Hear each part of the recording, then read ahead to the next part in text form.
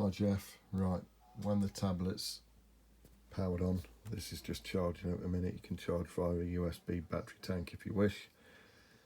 This connects to the sensor, which I've just got on my desktop at the moment before I build things up. Right at the bottom you've got a couple of icons, so if you press the first one, well, the green one, you'll get met by this screen. You'll see nothing on the sensor, nothing on the display. So you need to press this little connect button. Right, it's now connected. Looking at the sensor, you can see the infrared transmitting, you can see this little light on, and most importantly of all, you can see me.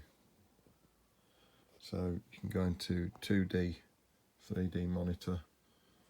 So you'll see me just there now in the bottom corner in the 3D mode. You can scan around, stick with 3D to start with, press a little cog, and then you'll get all your different modes come up. So if you want infrared plug-in, okay, now you'll see me in infrared. So we'll just kill that. So connected, press stop if you want, kill that there. The next one is a little white box next to it with a blue inside. First time this comes on, it'll say allow access, so I'll do that for you already. Right, so we've got the connect button there this time.